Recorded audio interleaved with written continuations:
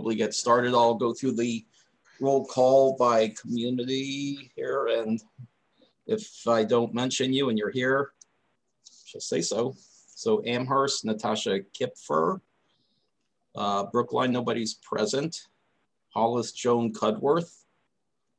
Hudson, Caleb is representing. Litchfield, nobody is here. Lineborough, Mark Chamberlain. Mason, Cassie is representing. Merrimack, Dawn Tumala is here. Nobody from Milford. Mount Vernon, nobody's here apparently. Nashville, we have Julie Chismas, Dan Hudson, Matt Sullivan. Pelham, Jeff Gowan. Wilton is not represented. NTS, Camille is here. NHDOT, Lucy St. John. New Hampshire DES, the dependable Tim White is here. You say you want me to join or not? Or what? Looks like it's going to be pretty crowded, so. And NRPC, I'm here, Matt Wakins, Jay Mankara, Derek Stahl, Mason Twombly, Caleb. Caleb is representing Hudson. Okay, so we're move on to the minutes of our February meeting. Were there any errors or omissions in the minutes? Speak up.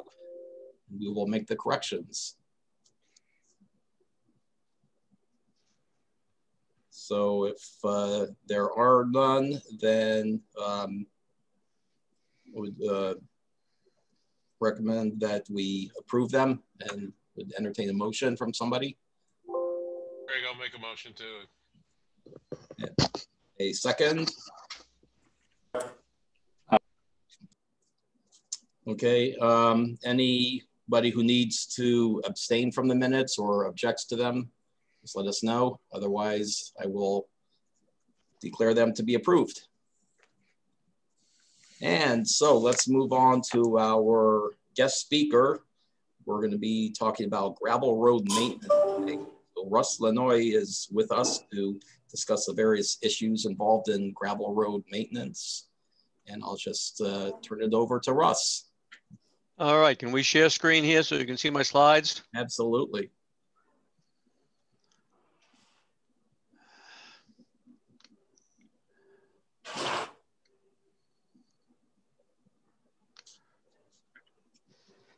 Okay, you got them?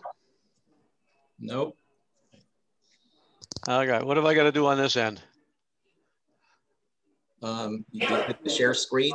Share screen, okay. And then pick out the file you want.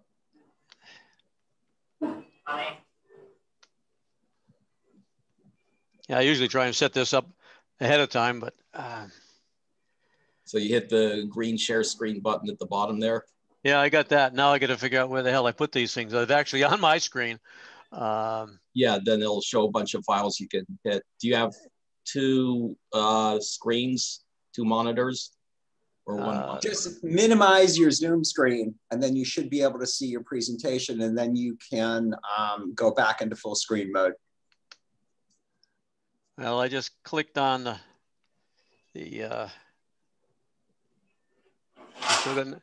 you still got nothing there? Nothing yet. All right.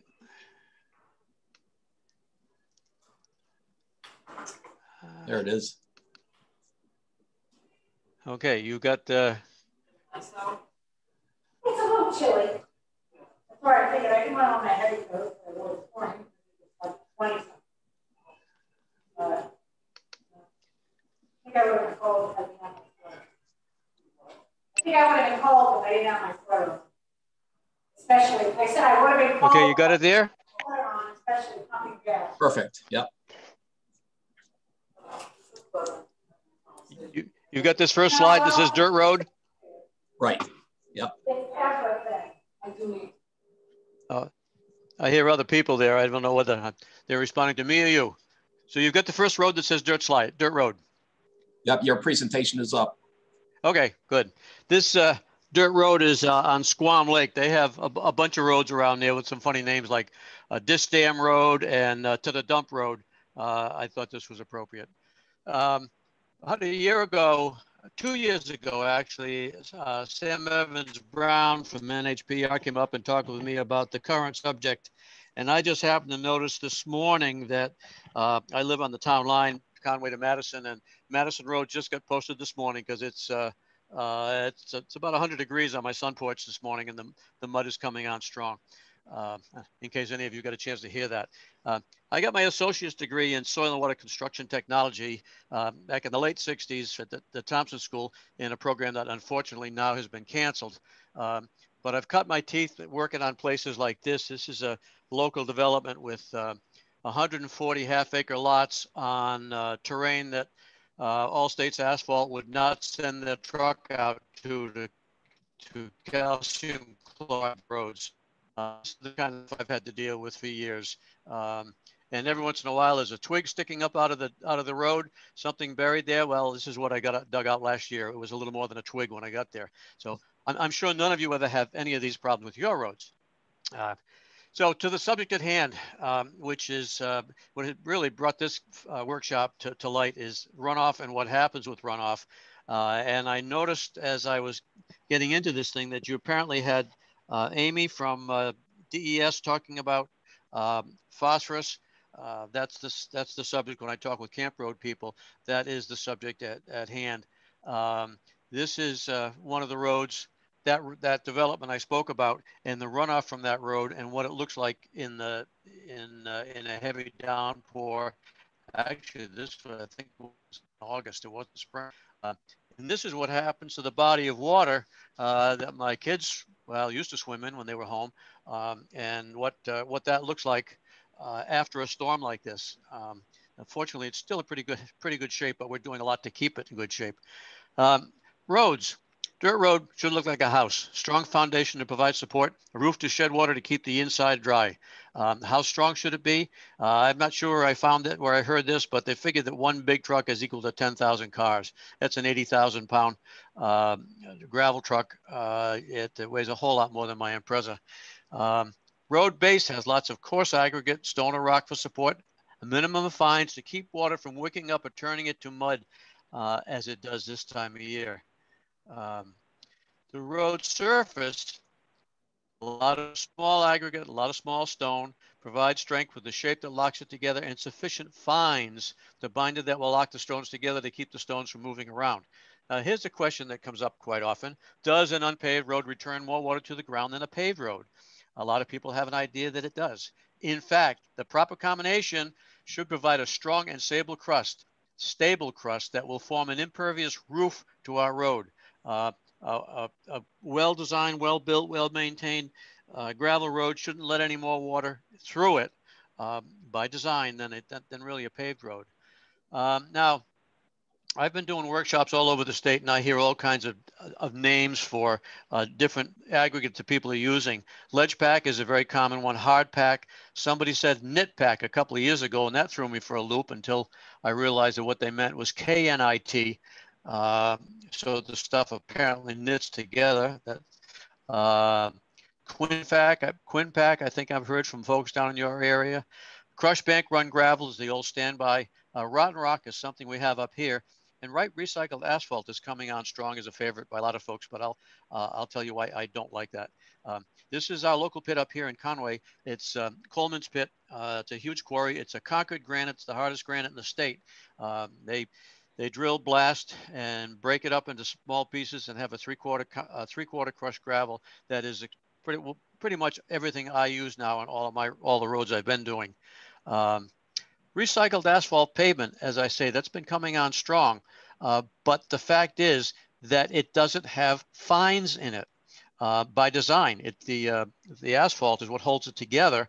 And that's not going to hold it together again because it's never going to get up to 275 degrees, hopefully, even with global warming, to get that to knit back together. So it needs to have fines. And what I have found, it usually does not pack. So the only place I will use it is as a base material or on flat areas. I found the first experience I ever had with it was dustier than anything I've ever seen.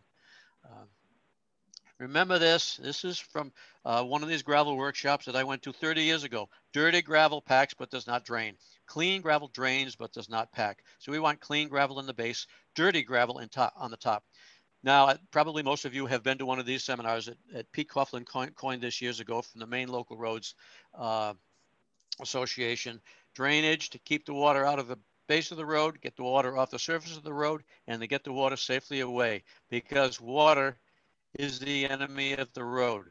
This was it's a mile-long driveway, actually, that took care of for several years.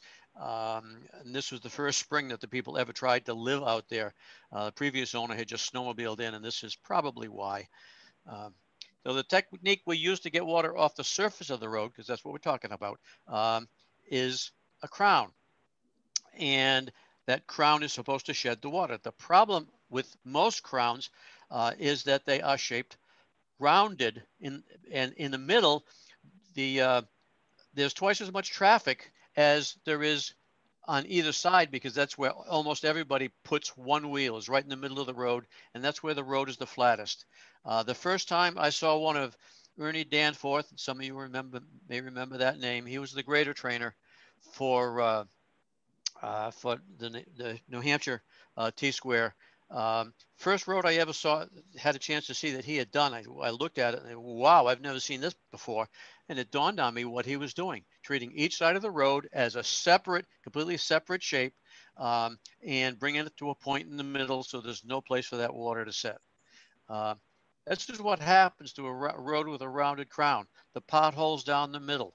If you've never noticed it, you will from now on, because I've told you so. You're going to see that row of potholes right down the middle of the road if each side is shaped properly, but the middle is flat. How much slope should there be for a proper crown? Half an inch to 3/4 of an inch per foot. I've got a laser and I've got all that stuff, but I use a carpenter's level and a tape measure to figure what I've got for crown. Although I do have this device, a grade gauge. I have it on each one of my machines so that I can tell. This is available through AgriDrain Corporation that sells all types of drainage supplies. And I have one of these mounted right in front of me on each of my machines. And it helps me a whole lot to know when I've got the crown that I'm looking for, or the grade that I'm looking for to produce the crown. So now we're going to get into some of the issues we get with dirt roads. Obviously, potholes, washouts, washboard, mud, and dust. And potholes are the result of water, traffic, and insufficient crown. They usually occur on flatter sections rather than on hills. Hills give you washouts, flat roads. I took care of one road, about a mile-long road, and the only pothole that was ever on that was in front of the house of a fellow that had a fire department license plate. And what I figured was every time he pulled out of that driveway, he hit the throttle just as he got to the middle of the road and started the pothole. And that pothole got bigger and bigger, as potholes are inclined to do. Washouts occur on hills, start as minor ruts on soft roads in the springtime, and they are often caused by drivers following the same track. That's one of the biggest headaches I have on small private roads, is people following in the same track. Washboard is typically the result of a dry road surface, a lack of fine, and heavy-footed drivers, empty pickup trucks with 500 horsepower. Grading to get rid of the potholes, washboard, and washouts. That's the way we do it. This is the thing that I designed many years ago that I use pretty exclusively in my work, the Front Runner. I know some of you have seen this in previous years. Unfortunately, we've been out of production for some time, but some towns still call me for replacement tines. But the rule with whatever machine is being used to take care of a road is cut to the bottom of the potholes. This isn't always possible, and what I've admonished people to do sometimes is make 2 or 3 trips. If it's a small private road, particularly, you can't cut to the bottom of a 6-inch pothole if you've only got 1 or 2 inches of processed aggregate on top, or you're going to loosen up a lot of rock that you might lose. So sometimes it's not practical to try and cut all the way to the bottom of that pothole, because you're going to end up losing some really needs to remain as a base material. I cover some of that in the book that maybe you had a chance to look at. How often should a road be graded? Who knows? It depends on conditions. Usually dictated by rainfall or sometimes by lack of it. No set rule to how often. Association people have asked me to come up with it, and I say, I can't. I said, it's going to depend. I says, I can get done getting the road pristine and we can have 2 inches of rain in 10 minutes and I'm going to have to go back again. The ideal conditions for grading, you're probably at that point in the southern part of the state. We're a long ways to go here. We've still got a foot and a half of snow and ice on the ground. But after that has gone, springtime, after the frost has left, and sometimes as the frost is going out, I've found that the front runner that I use is very helpful to dry up a road. Late spring or summer after a road is fully stable or just after the rain to soften the surface. You try to work a real dry road, you're going to have trouble loosening it up and you're going to have more trouble getting it to lay back down unless you add water or there is calcium chloride in it. Stay off of it when it's too dry and stay off of it when it's too wet or you can make more soup than already exists. Now, I'm sure that you are perhaps in the middle of mud season in many of places down there. We're just entering it here up in the mountains. Coincidentally, I have a YouTube video on stabilizing a muddy road, and it has the most hits of any YouTube video that I've put out. And I get comments from some people about how wonderful it is, and other people how I should have used geotextile. I should have used 3-inch to 6-inch rock. And these sorts of things. And I say, who would ever want to try and drive on 3 to 6-inch rock? I put down 1.5 inch rock on this road as a very, very temporary fix to get people in and out until the road could be worked on. And this curiously was a road that I'd taken care of for 25 years probably, and it never broke up in this spot till this one particular spring. I find road mud is like whack-a-mole. You get it here this year, you get it there that year. It depends on so many different factors, what's going on underground, traffic, sun, all of those things. But this did solve the problem for these people so they could get in and out of here until the road could really be brought back up in shape. That's my 1 ton on one of the roads I work on. I use 1.5 inch stone until the road firms up. If it's just a little bit of slick on the surface, I did this on my own driveway yesterday, sprinkled 3/4 inch clean stone over the driveway and worked that in just as, and what it does, that stone becomes part of the road surface, or if it's real deep mud, it becomes part of the road base and helps to firm up the road for the future. If you get enough stone, you can get the road, you can stabilize the road. One of the geotextile programs I attended years ago, the geotextile salesman said, a bucket of stone and a bucket of mud just makes a bigger bucket of mud. And that's true to a point, unless you get enough stone that you can get the stone touching stone and the mud just fills in the spaces between. Unfortunately, that can be really, really expensive.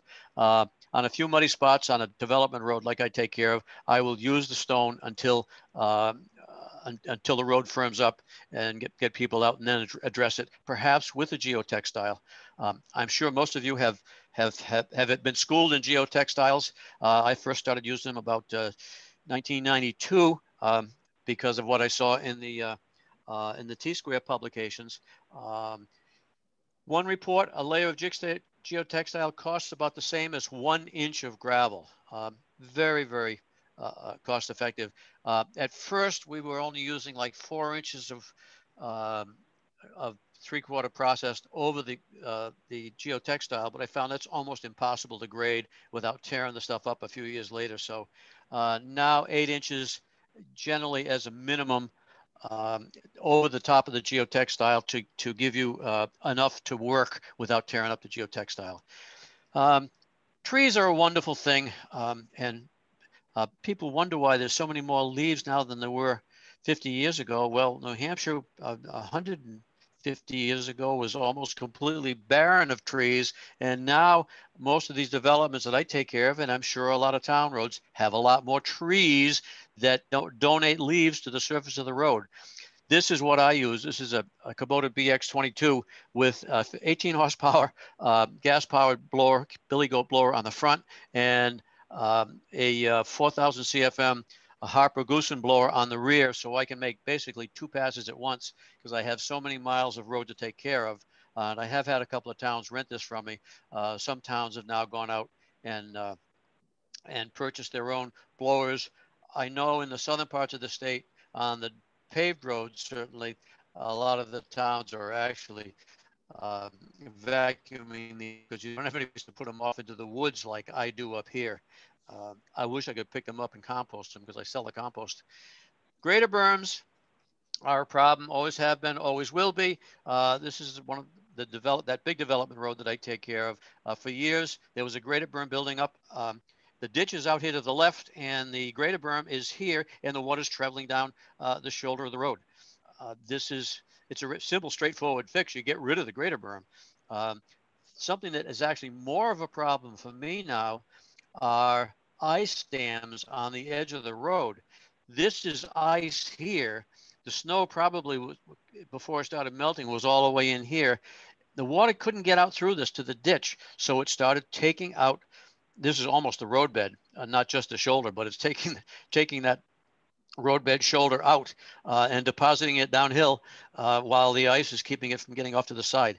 I actually go around in a couple of these developments now in the spring with some teeth on the bucket of the loader and break ice dams through so that water can get off into the ditches. This again, same thing. You see where this was where the ice dam was. Now that it's melted back farther, you can see that the water could not get off to the ditch because it's just lower than the road, but the ice dam kept the water from getting off.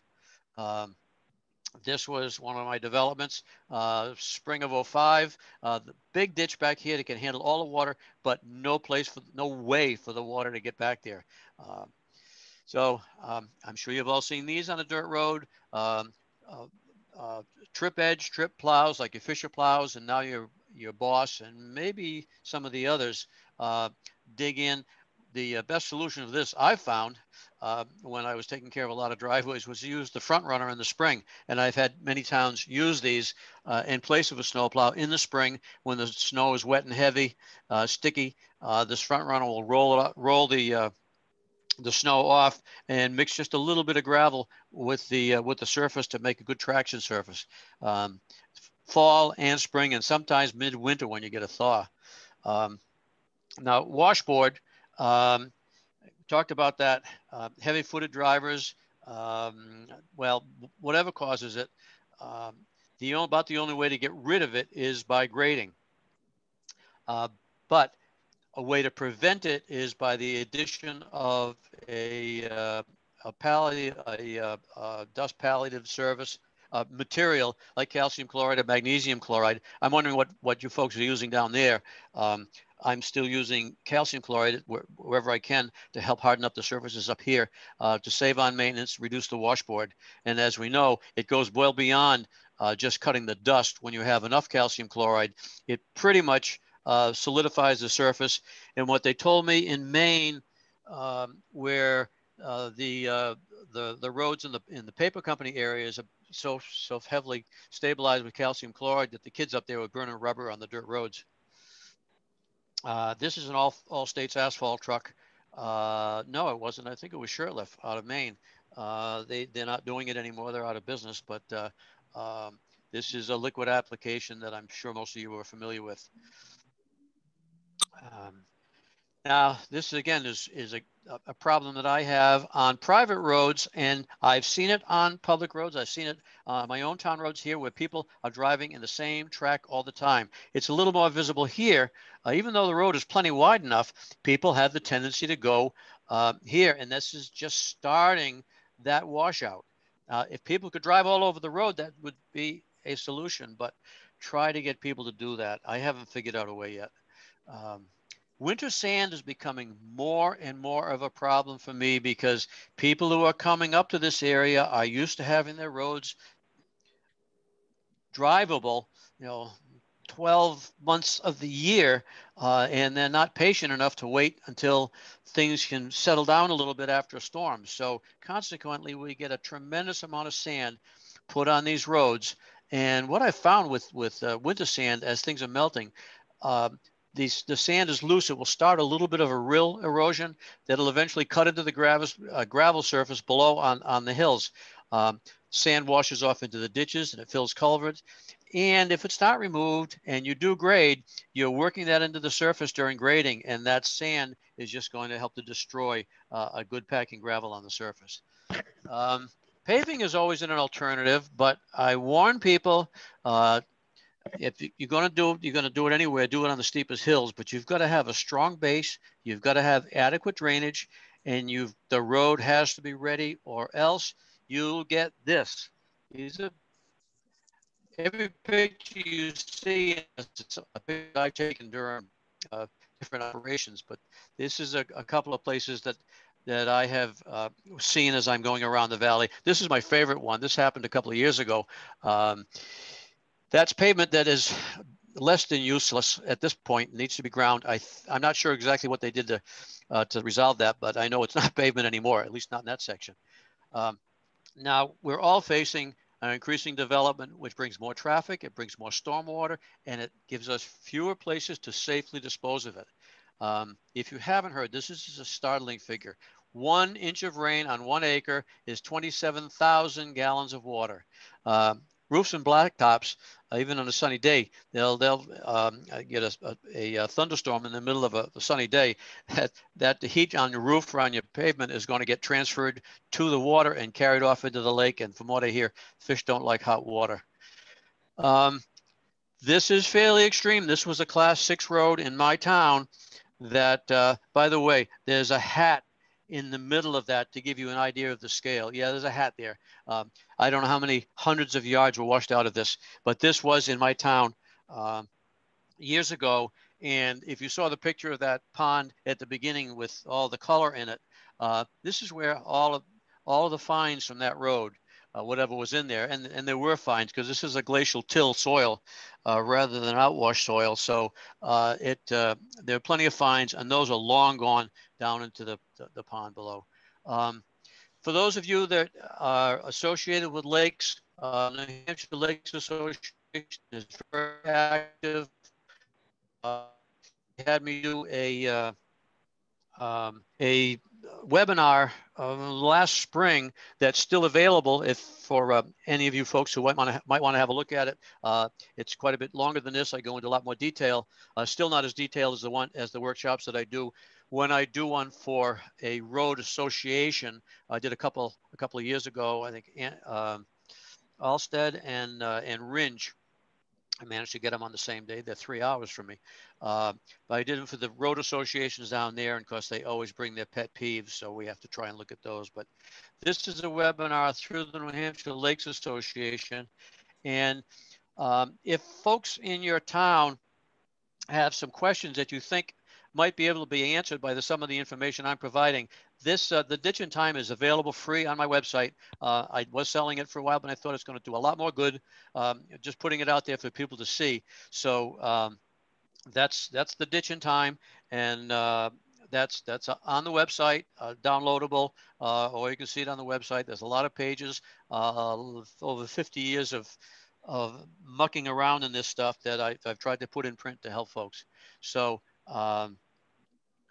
that is what I have at this point. I hope that's helpful. You said you're going to have some questions. So one thing I wanted to show, this is the grade gauge. It's basically, for those of you who fly, this is basically a turn and bank indicator. AgriDrain makes 2 different ones. One is a slope indicator that tells you when your bulldozer is about ready to roll over, and this is the one that tells you where your grade wants to be. I'm usually looking for about 4%, which is half an inch per foot. As it works out, there's 98/8 in a foot, and there's now how do I work this out? Yeah, there's yeah, it works out so that 4% is about a half an inch per foot. So any questions, anybody? Throw tomatoes. You won't get here because you can't do that anymore. And I'm happy to help however I can, if I can. Greg? Any questions out there? It was very comprehensive, interesting topic. I didn't realize there was so much to gravel maintenance, a lot of tricks to the trade. I just assumed if you grade it periodically that you're good to go, but a lot of stuff can happen to those roads apparently.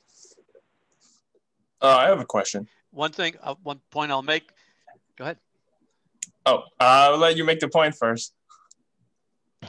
Oh, the point was that what I found is that what most people in private developments and probably even on public roads, they spend the majority of their money purchasing material. And if they're not getting the right material, they're wasting their money. And there's a lot of people have different ideas about what's the correct material. But in all the years I've been doing this, I told you what I think is the best material. I expound on it on the in the book, and it should be available in your area, but it's not always.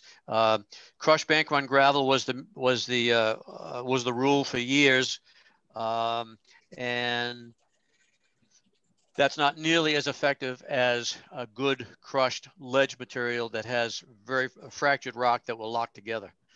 Okay, go ahead.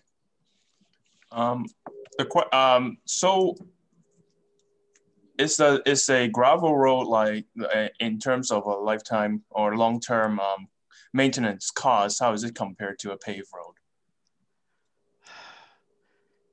On average? Yeah, I don't know the answer. I'm not sure anybody does. You're talking apples and oranges. Gravel roads are a hell of a lot easier to maintain than the pictures I showed you of the paved roads that are breaking up.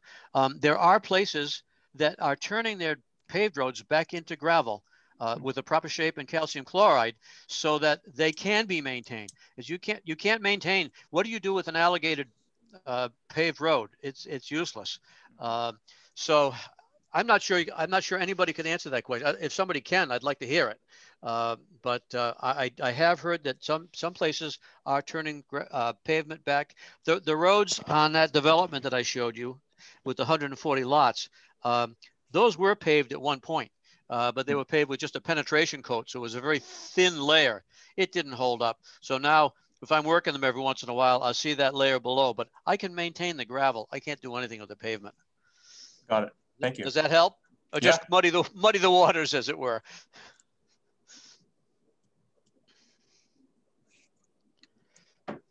I'll ask a question too. Are there repairs that you need to go and do on a gravel road every year compared to those that maybe can wait 5 or 10 years? Oh boy. That's very much a case-by-case basis. Some roads will hold up for a long, long time, and then all of a sudden something will happen. If you're beginning to lose the crown, you want to try and get that crown back. You can have, we've been blessed the last few years. We have not had that many of the real downpours that we have in the past, in spite of the fact that NOAA will tell you that our storm events are coming much more intensely. So you can have a road that has held up for several years, and then all of a sudden get a blockbuster of a storm and it'll raise hell with it if you haven't maintained that right shape.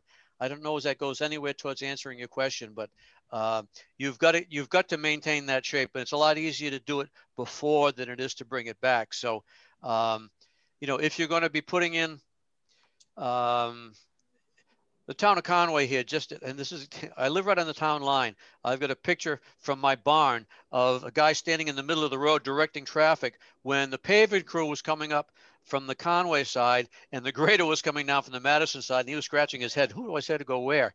I'm watching those two roads carefully because Conway used geotextile under their road, under the paved road, but they have water, sewer, and drainage all under their road, whereas the town of Madison has nothing. And I'm watching the town of Conway road hold up better than the town of Madison.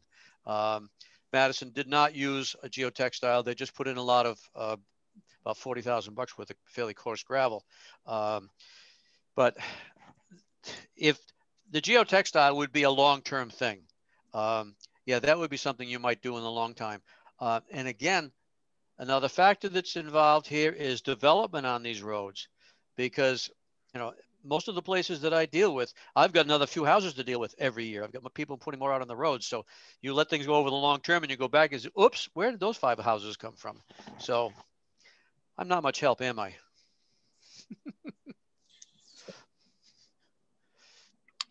What do you consider to be a major rain event?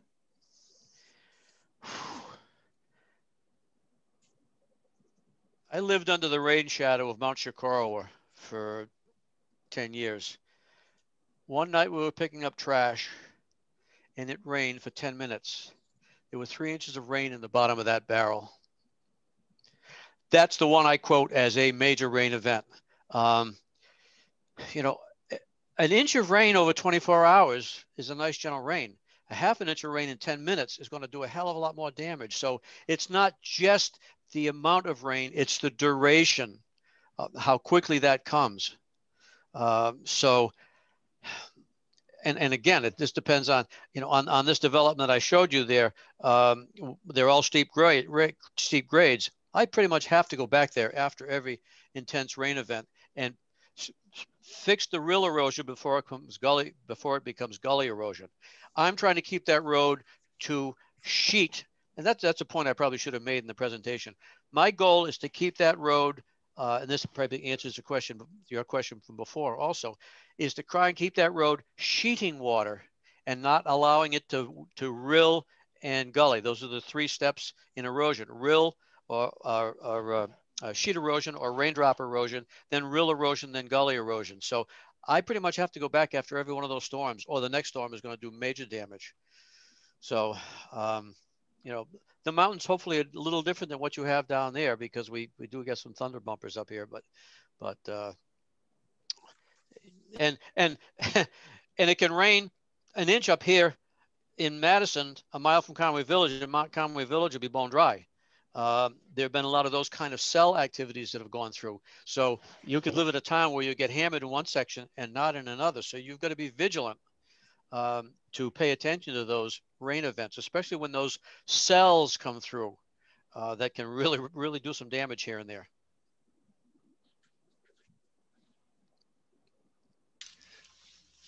Russ, I have a question. Go ahead. What do you do to clean up your ditches in the springtime and try to keep the organics and stuff out of the road surface?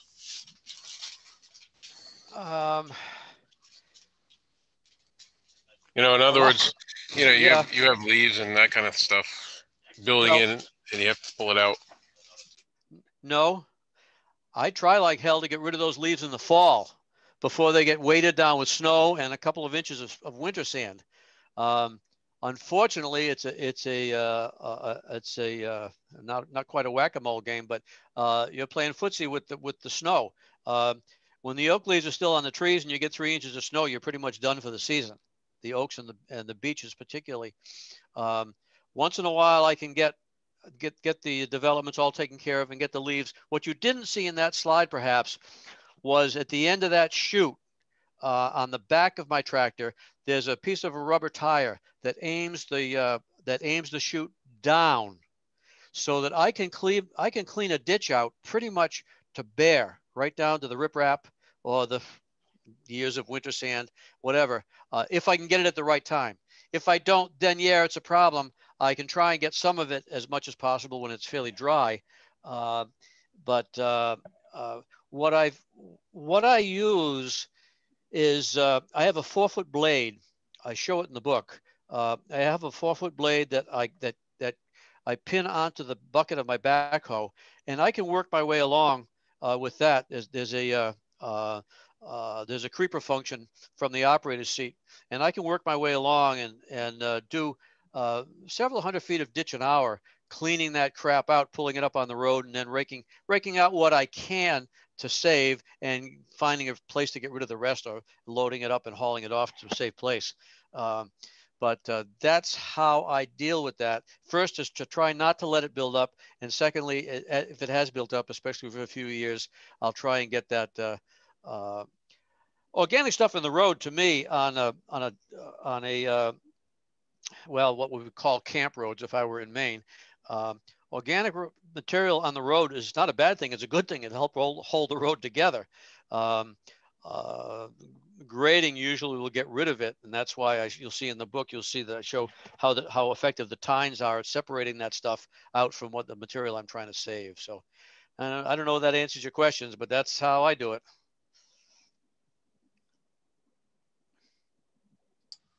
Yeah, that works. Thank you. Okay. Any other questions for Russ? I guess not. Well, thank you, Russ. That was most informative, and that's a lot of information that our communities will be able to utilize. Yeah, and keep in mind that if you have local road associations or groups like that that would like to have somebody come in and take a look at their roads and do this presentation for them, I'm available. I can pretty much go all over the state. Great, that's good to know. Thank you. Okay, thank you all. Okay, and we have recently completed a road surface management systems project for the town of Mason. And for the first time, this was an analysis that did include gravel roads. Andrew Smeltz was the project manager working with Derek on that. And so Andrew was going to discuss that project. Take it away. Thanks, Greg. Can everyone see my screen? That's good. All right. So I'm Andrew Smeltz. I'm a GIS analyst for Nashua Regional Planning Commission. I've been here since 2017, and I work on the road surface management system project. So I'm going to talk about the RSMS program and a project RSMS assessment that we did for the town of Mason in 2020. And I want to acknowledge Dave Morrison, the road agent from Mason, is here at our meeting today. Thanks for coming, Dave. And Dave was a partner on this project, so he provided a lot of input to our work. Okay, RSMS stands for Road Surface Management System. I also use the term Road Surface Management System, or RSMS assessment. Words all mean the same thing. RSMS is a project we do for towns where we go out in the field and we sample all the town maintained roads and we assess the conditions of those roads. We use our field data. We use the data from the field inventory to forecast the future condition of pavement, and we estimate the future cost of road repairs. We build out 10-year budget scenarios where we analyze and compare road maintenance strategies. So that's kind of the general work that goes into the RSMS project. Basically, the project is two phases. Phase one is the field inventory, where we go out in the field and we sample the town maintained roads. We divide roads into quarter-mile segments for sampling, and we visit each sample segment and assess the condition and collect other attributes in the field. Part two is the analysis.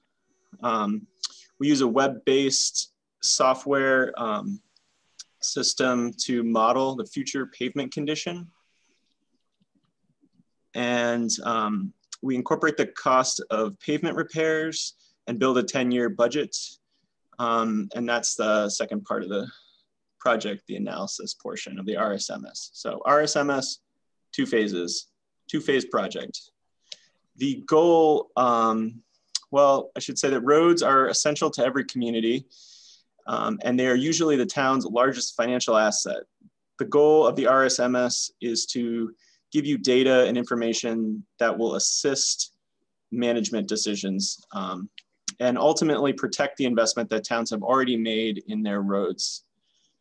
Year to year, decisions get made on how to manage and maintain roads, which ones to select for repair and what year, what type of treatment to use, how much money to spend. RSMS is a tool for answering those questions. This graphic gets to the heart of what an RSMS is really about. The sloping curve that you see is the lifespan of pavement. The x-axis, horizontal axis, is the years of life for the pavement. And then the y-axis, or the vertical axis, is the condition of the pavement. Pavement condition will decrease over its lifespan.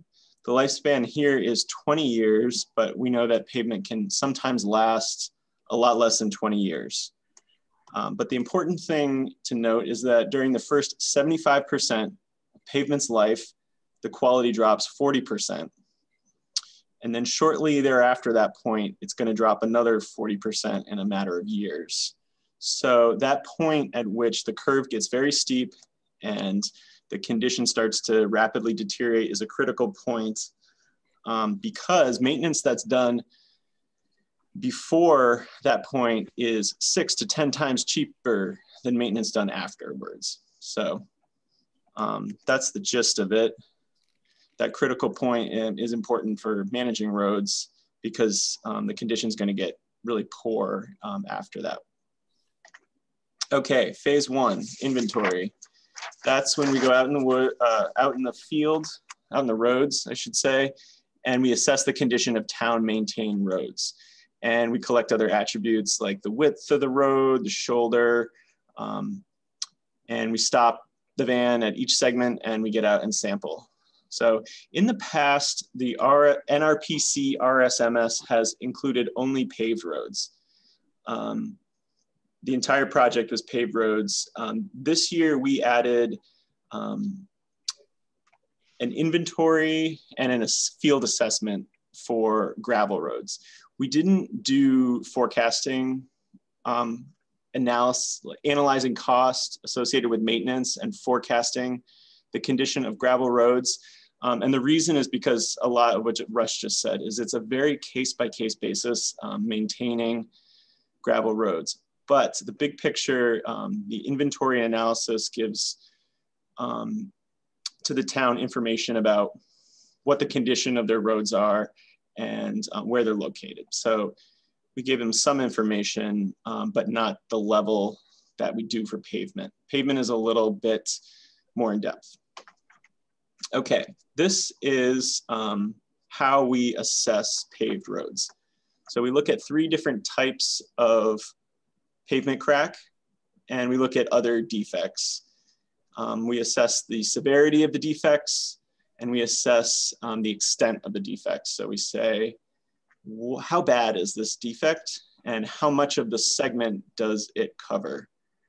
And there are some variables where we get information from the town that goes into our assessment, such as frost heave severity. If we're not out there in the spring, sometimes the frost heaves look different. And then we also ask the towns for input on importance and traffic value. And that all goes into a score that we give the roads. Okay, so this is one of our deliverable products. It's a map with the results of our road inventory. Each paved road segment is numbered and it has a color that indicates its score. So the score refers to the PCI value, or pavement condition index. And PCI is from 0 to 100, and it tells you how good your pavement is. 0 is poor, 100 is perfect. And the PCI gets calculated by a computer based on the results of our inventory. So we go out in the field, we collect a bunch of information about the roads, and the computer gives us a score and we map it. This is our paved road inventory table. So you could look at each segment individually and see how we rated it, and see also the other attributes like width, shoulder, stuff like that. So we'll deliver a map and a table with our inventory. Okay, now for gravel roads. We added the inventory and an assessment of gravel roads into the project. And similarly to paved roads, we assessed gravel roads in quarter-mile segments. So we divided all the town maintained gravel roads into quarter-mile segments, and we went and we looked at each one of these segments and we evaluated them against 8 defects. And the 8 defects are these here. And corrugation, Russ used the term washboard, but same thing, standard defects that are associated with unpaved gravel roads. And our map looks similar to the paved road inventory map. This map, the color, the unpaved segments have a color on them, and the color indicates the score. The score that we used for gravel roads is a simple aggregate sum that's based on the defects that we sampled in the field. So it's a little different than PCI because PCI is a weighted calculation. The computer does it. This is a much simpler calculation where we just basically added up the numbers that were associated with the defects from our field assessment, and we gave each road a score. And we also delivered a unpaved inventory in a table form, so you could look at each segment individually and see how we rated it. Okay, phase 2 of this project is the analysis phase. And we used a custom web-based analysis tool provided to us by the NH-SAIDS program. SAIDS is the statewide asset data exchange system, which is a partnership between T-Squared and New Hampshire DOT. So they give us access to great technology. And this is one of the products that we get to use. This is the dashboard of our analysis software. And we're looking at one segment right now. So you can see one segment starts out in the 80s, but over time it deteriorates. And in year 5, we selected an overlay, and the overlay raises the PCI, and it also has a cost associated with it. And that's the process by which we build budgets. And the budgets can be up to 10 years into the future. Let me see here. Yeah, budgets are 10 years into the future, and they keep track of the repairs, the cost, and the condition of your roads. Not only the condition of each individual segment, but also the network PCI, which is the average condition of your entire road network. Okay, this is an example of a deliverable product that we can make. It's an example, it's not one that I actually made, but we make a lot that look just like this. And the graph is comparing road maintenance scenarios. So each colored line you see represents a different amount of annual spending on road repairs. So this example is a 6-year graph, but we can do up to 10 years. The vertical y-axis has network PCI. That's the average condition across the road network. And what this shows you basically is that if you spend more money on your roads, the condition of your pavement stays in a better shape. It's a pretty simple conclusion, but it's an important tool for communicating the trade-off you often get between your pavement quality and the amount of money that you spend on pavement.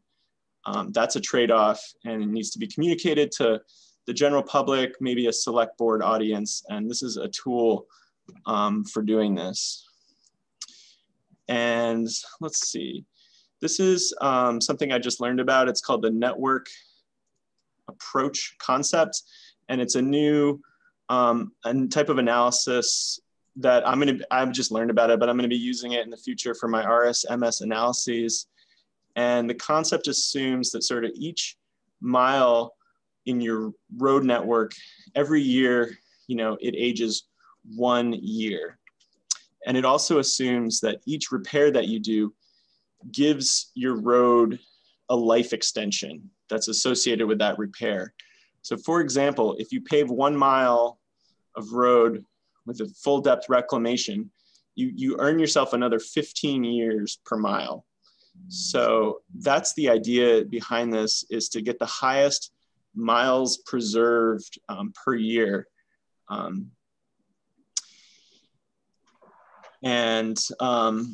Just to look at variables like how many miles you're paving, what the cost per mile is, and what your life extension is. So new analysis that I'm going to be doing going forward. I'm going to leave it there. If anyone has any questions, go ahead and unmute yourself.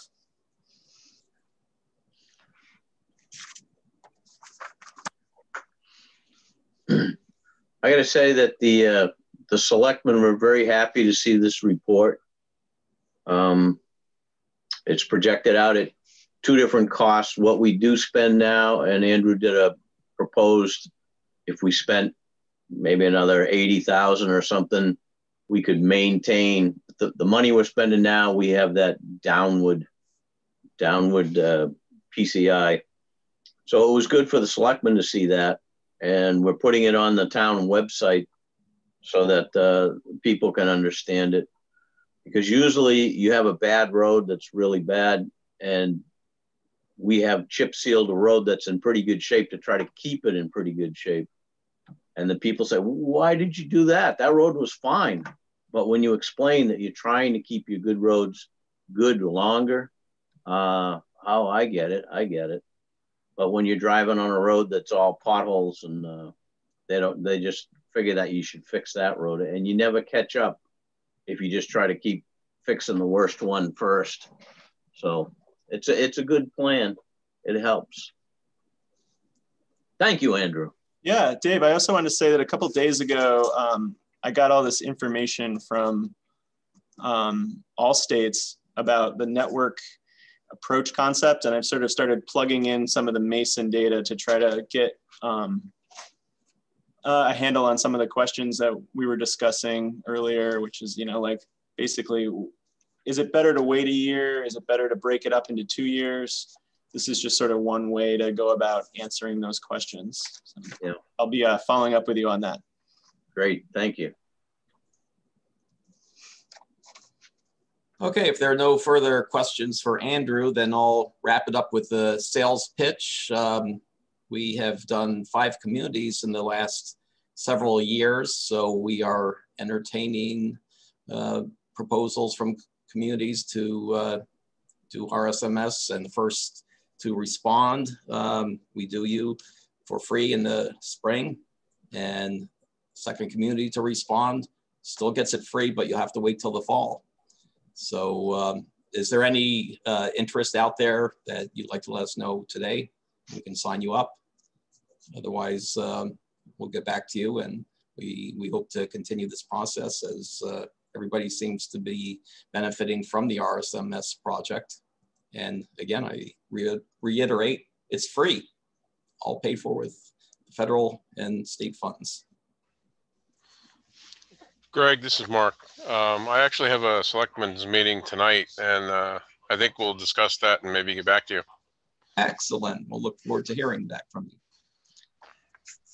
Okay, so moving on then to the 10-year plan project priorities. We're now beginning to wrap up the phase where our project submission process. Last month, we went over the projects that had been submitted to the 10-year plan. Since that time, we've had discussions following the New Hampshire DOT cost review. The Brookline project on New Hampshire 13 and Mason Road, as you recall, far exceeded the expected costs. So in consultation with Brookline, we're dropping that project from the 10-year plan, and we've proposed an alternative approach to modify the guardrail. When the guardrail was installed, it obstructed the view. So we've communicated that to New Hampshire DOT, and they seem amenable to looking at that to see if there's a low-cost alternative solution that could be done in an expedited manner rather than a 10-year plan project, which is 10 years out. We were also communicated with DOT along with Merrimack about the issues regarding the pedestrian bridge over the Salhegan River, and I've included the modified comments so that all alternatives to the placement of that bridge will be considered, and we have a long time frame for that to happen so that that project continues. So this changes the overall cost of the project, so we were able to reduce our regional state highway traffic signal improvement project down to about $1.35 million federal, from the original cost estimate. So we have used up our allocation. I'll bring up the table again here, which is in your packet, but here it is. So this is the amended project list. So what we're looking for today is just approval of this list to send on to our MPO for formal approval next week. And with that, we will send it on to the New Hampshire DOT. Any questions on the 10-year plan project list? Is everybody happy?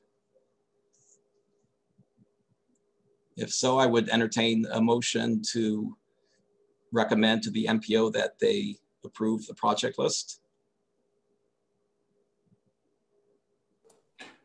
Jeff Gowan, I make that motion. And a second? This is Mark, I'll second it. Okay, and so I will go through the list for the vote. Standard rules apply, one community, one vote. Amherst? Yes. Brookline, I believe, is not present. Hollis? Yes. Hudson? Yes. Lineborough? Yes. Mason? Yes. Merrimack? Yes. Milford is not present. Mount Vernon is not present. Nashua? Team Nashua, any objections? No Hearing objections, none? Julie. Nope. All right. Yep, we're good. Thank you. Pelham? Yep, we're good too. Wilton is not present. NTS? Yep, we're good. NHDOT? Abstain. NHDES? Yes. And NRPC votes yes. So it carries. And with that, we'll move on to the Transportation Alternatives Program update. And Matt Wakens will guide us through that. Yeah, Greg, if you, there you go. Thank you.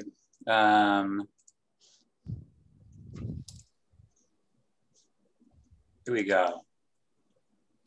So people see that full screen, right? Tap round 4, today's discussion. All right, thanks, Jeff.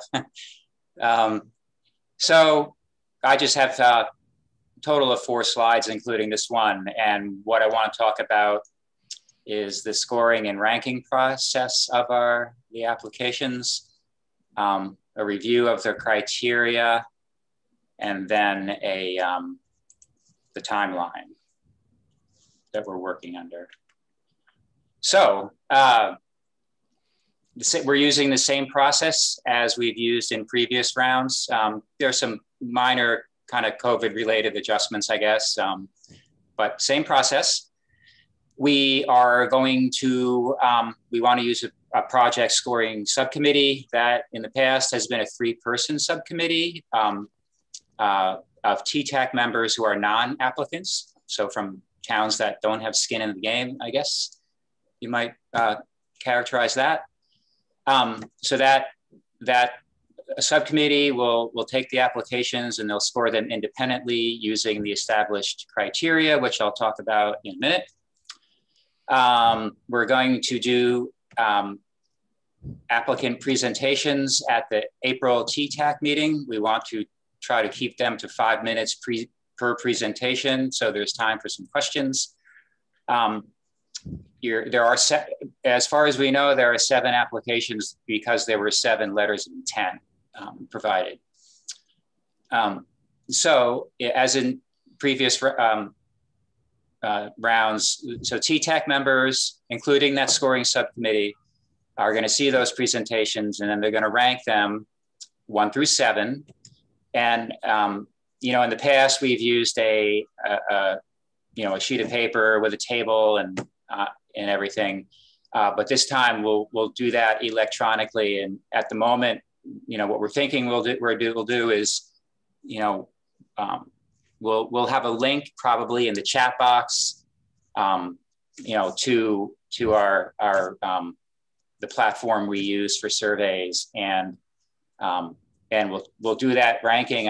Again, what I'm thinking is we'll do it, right then and there before people adjourn from the meeting.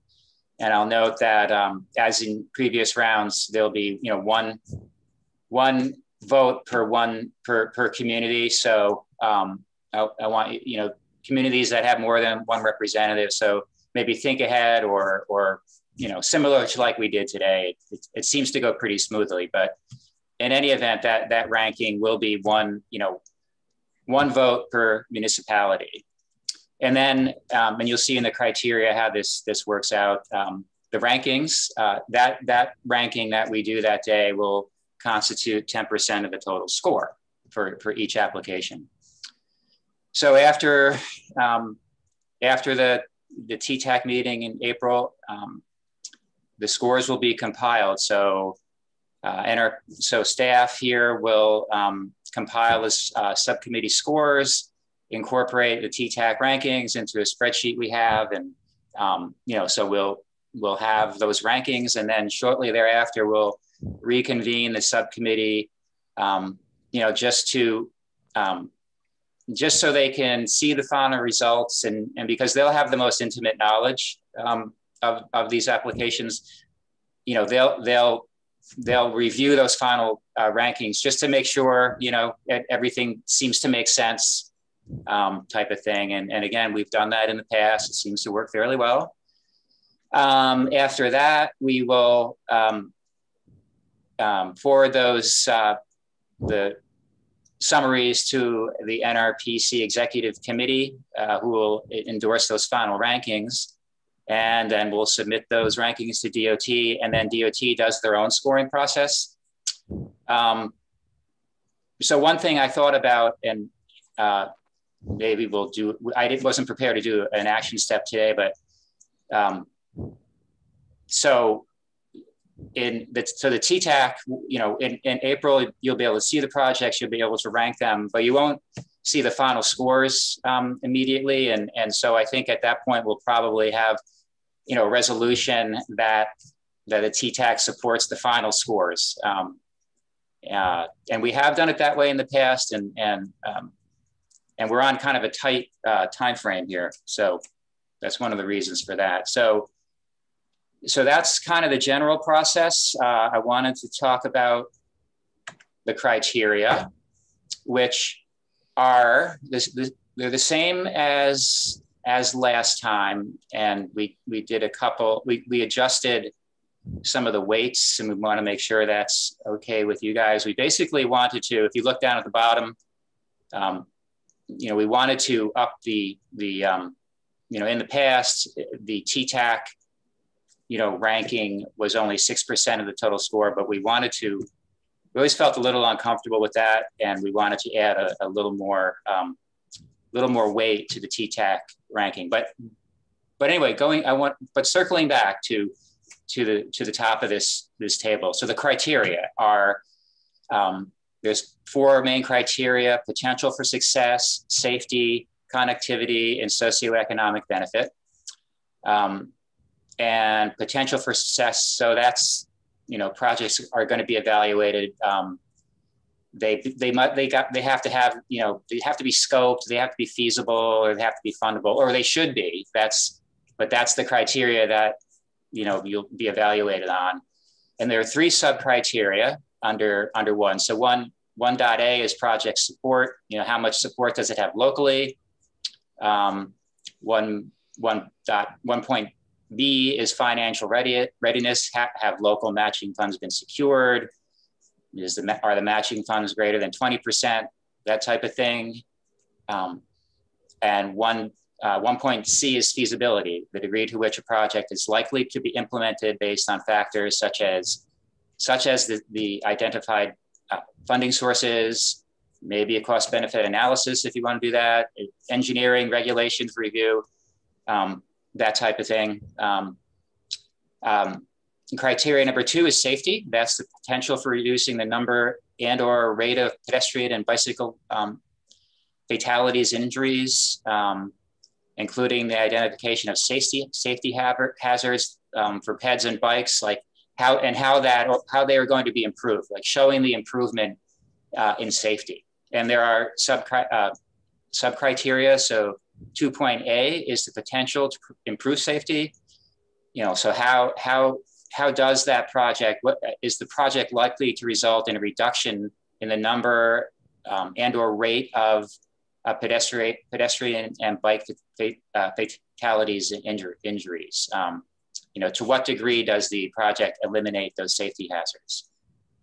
2.B is stress analysis. This is the level of bicycle or pedestrian stress and how how that how this project is going to improve that level of traffic stress. So there's that.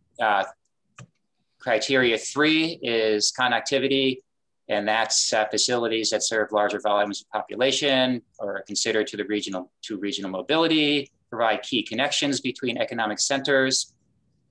Those are all considered to be more significant than low volume networks. And then does the project complete a connection between existing non-motorized infrastructure or connect destinations or enable non-motorized trips? And then the socioeconomic benefit.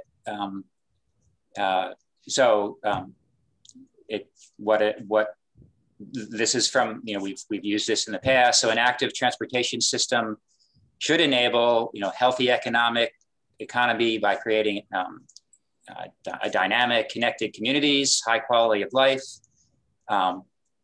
small business development, increased property value, and so on. So does the project have the potential to improve opportunities in communities that lack adequate public and active transportation? So those are the criteria. They should be familiar. We've used them in the past. And as I said earlier, we felt it was important to increase the weight of the TTAC ranking. So we raised that to 10%. So we had to make up for that elsewhere. And so as you can see, the last two columns there, 2018 was the previous weight and 2021 is the new weight, proposed weight.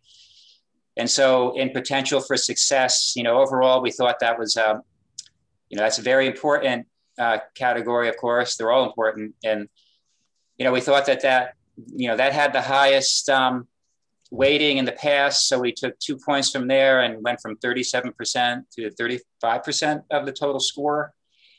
And then we did go ahead and lower the socioeconomic benefit category from 12 to 10%. We had to do that, somewhere, and didn't want to compromise safety. We think connectivity is really important. So that's what we came up with. And also, any questions along the way here, just let me know. I have one more slide to talk about. And that is the timeline. So this is March. Today through next week, we want to recruit our scoring subcommittee. And I'm going to say right now that the towns in the region that haven't applied, we need to have our subcommittee has to be populated from that subset of towns. And I'll say that those towns include Hudson, Limeboro, Mount Vernon, Milford, Mason, and Brookline. So if anybody here from any of those towns today wants to go ahead and volunteer, if not, I'll be reaching out in the next few days to do that. So March 19th is when the applications are due at New Hampshire DOT. In April, so during that month, the projects are checked for eligibility by DOT, and then the RPCs rank them. And according to DOT's schedule, April 2nd is when they will provide applications to the Planning Commission. So, they get the applications on Friday the 19th, and then they have to do some stuff and sort them and so on and so forth. So, this is kind of a time constraint, and I'll go through this and then circle back. So April 2nd is theoretically when we get the applications from DOT. Following Monday, April 5th, we can begin scoring those applications. April 14th is the TTAC meeting. I talked about that. April 15th was when I was suggesting the scoring committee submit their scores, because they will have the applications in advance. The question is how long in advance? They'll see the presentations at the April 14th meeting, and then they can, finalize, their scores, probably right away by the next day. Then the following week, April 21st, is our executive committee meeting, unless I got that wrong. So then we will submit in late April the rankings to DOT. In May, the projects are scored by DOT. Final rankings they submit to the commissioner. In June, final approved list of awarded projects, so we'll know who was successful. In August, it goes to the governor and council for approval. Municipal agreements in October, and then the funding will be available in January of next year. So just circling back real quickly, I'm a little concerned about this April 2nd deadline. So what I'm thinking is that and I don't think there's anything wrong with this, is that when our communities do submit their applications on the 19th, they can CC us type of thing, so we can start working on putting together kind of data sheets for those applications. So I think on Friday we'll send out the scoring criteria to the applicants, so you have that to refer to as you finalize your applications. The applications are due a week from Friday. So I think that's about it. I guess that's a lot of information, and I would welcome any Matt, questions. it looks like Julie has a comment. Okay. Thank you.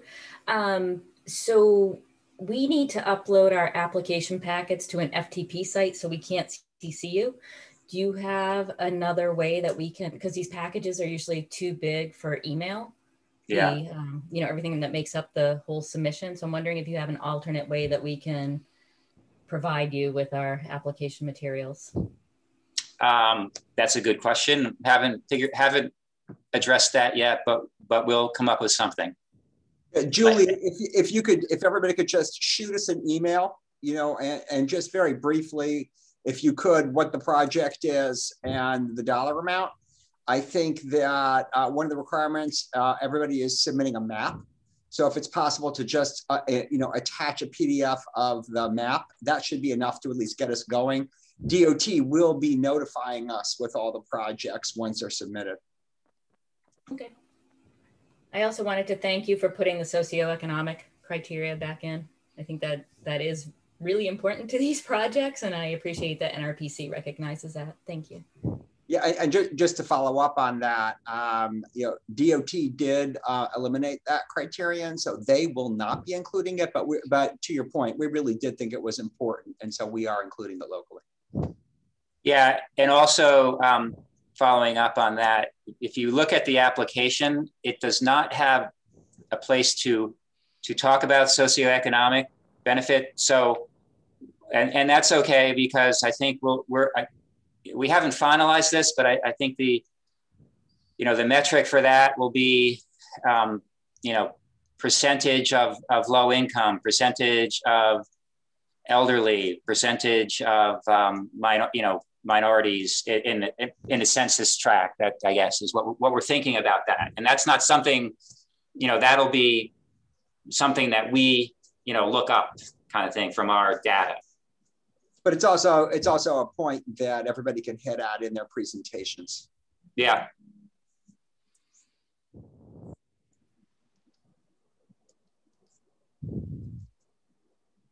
So anything else on that?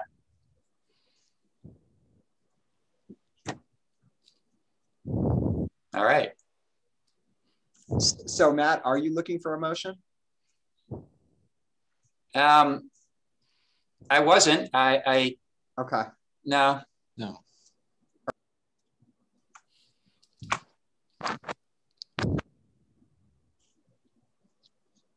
Okay, so that brings us to our final segment, the updates. Are there any municipal updates today? I just want to thank NRPC for doing a great job on the bike ped study for the city of Nashua. I don't know if anybody noticed, but the UL covered the presentation that was given before the Board of Public Works, and they received the study well, I would say. And I just again want to thank you guys for the great job. That will help us get improvements made, and help us with supporting our grants like this one to show that we've done some work towards this and the projects or recommendations. So thank you. Thank you. Any others? NHDOT.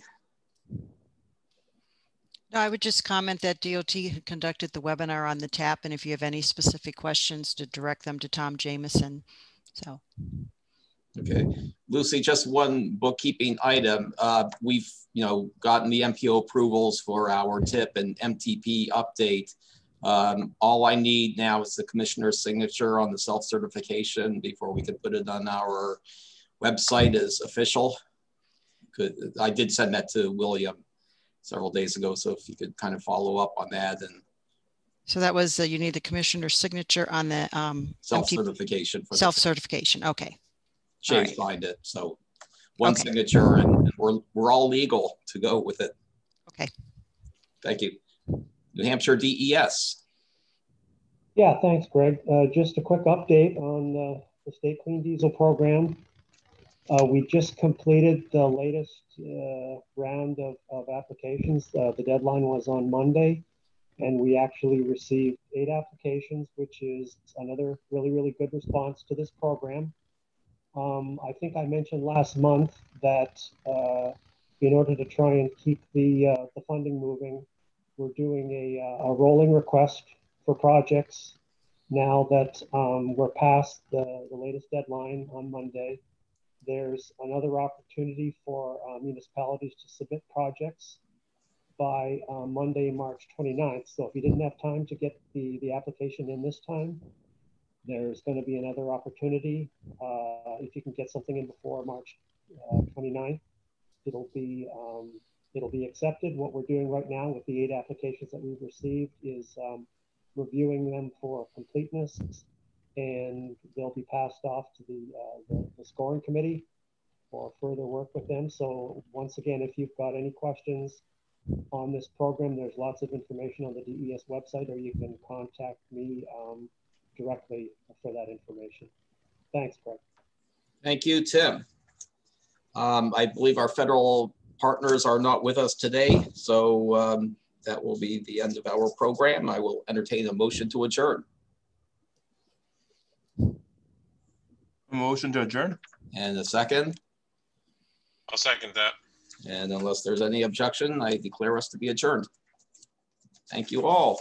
And we'll see you next month, and we'll look forward to those TAP presentations.